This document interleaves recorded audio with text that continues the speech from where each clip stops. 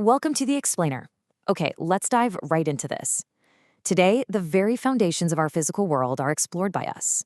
We're going to look at how the universe is actually assembled and the precise rules by which matter is manipulated. Because, when the fundamental building blocks are looked at closely, the deepest secrets of chemistry are revealed to us. So, here's our roadmap for today. First, early ideas of matter are explored. Second, Dalton's four postulates are established.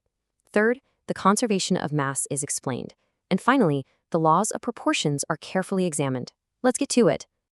Section 1, Early Ideas of Matter are explored. Throughout history, profound questions about how the world is composed were raised by early thinkers. The physical stuff all around us is observed every single day, right?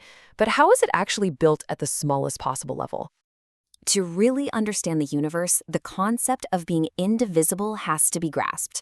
Indivisible simply means a state in which something cannot be broken down or divided any further. It is totally uncuttable. Back in the 5th century BC, the Greek word atomos was used by philosophers like Democritus. And yep, it is from this exact term that our modern word atom is derived. It was firmly established by these early scientists that matter was initially thought to be totally indivisible. Basically, it was believed that a point is eventually reached where matter can no longer be cut or broken apart by any means. It is forever indivisible. The material world was envisioned by these early Greek philosophers in a very specific, kind of fascinating way. It was passionately argued that all matter is composed of small, finite particles. These moving, indivisible particles were thought to differ in shape and size, and it was believed they could be joined together. So the core concept of an indivisible particle was born right there, even though it would sadly be forgotten for centuries while other philosophies were favored. Moving right along to Section 2, Dalton's four postulates are established. Jumping ahead to the early 1800s, the atomic theory was revived and greatly expanded by an English schoolteacher named John Dalton. Now, his entire theory is built on what are known as postulates. If you're wondering what that means, postulates are just fundamental ideas or claims that are assumed to be true for the basis of a theory. They are the starting assumptions. All of Dalton's brilliant work rests heavily on these underlying postulates being accepted. We'll see these postulates used over and over. Now, what's really interesting about this is how things were measured in Dalton's time. Chemical reactions were carefully measured by scientists. From this exact data, it was logically deduced that the behavior of matter could only be explained if specific, unchanging rules were established. These crucial postulates were carefully formulated based on those exact observations of how elements are naturally arranged. So what are they? Well, these four postulates form the very foundation of modern chemistry. First, it is stated that matter is composed of exceedingly small particles called atoms. Second, it is claimed that atoms of a given element are identically matched in mass and properties. Third, it is declared that atoms are neither created nor destroyed in chemical reactions. Here, that indivisible nature of atoms we talked about earlier is reinforced once more.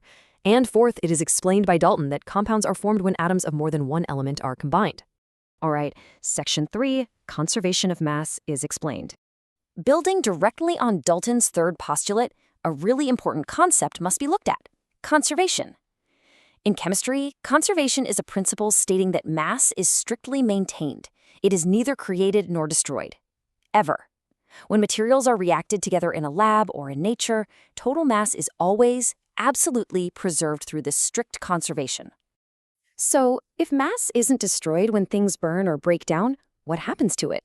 Well, instead of being destroyed, matter is simply rearranged.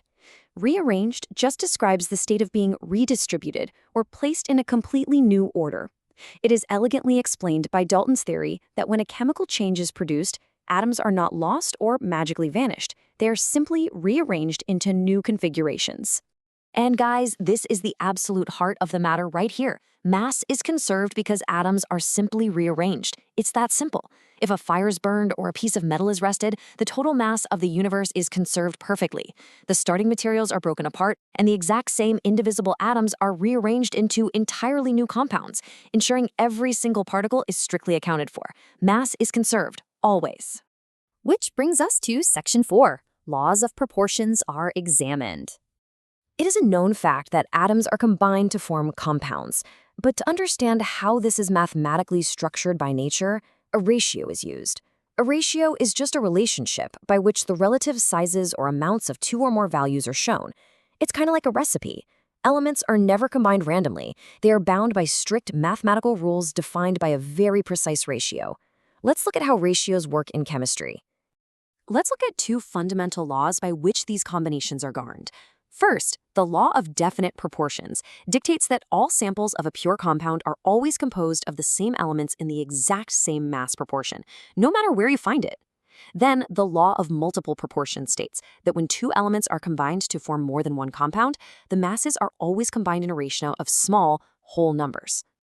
To put that into perspective, let's analyze two different compounds, water and hydrogen peroxide.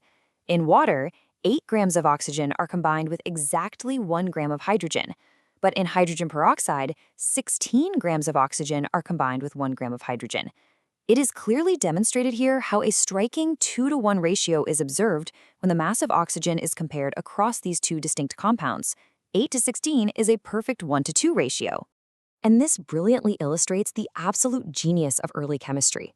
The suggestion that atoms of the elements in a given compound always exist in the same ratio is totally consistent with these observations. Dalton's original postulates are strongly supported by these exact mathematical ratios. Because mass is conserved, and because matter is formed in a fixed ratio, it is practically proven that the underlying structure of reality is based on discrete, finite particles. So let's wrap this all up. Everything you see around you is built by these precise rules. Matter is composed of discrete, indivisible units. Mass is strictly conserved in every single chemical reaction. And the physical world is transformed only because chemical structures are simply rearranged into new forms. I'll say it again. Matter is composed, mass is conserved. Atoms are rearranged. But that leaves us with a pretty massive question.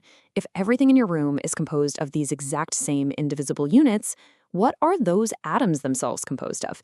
I mean, if the atom is probed even further, what subatomic particles might be found inside?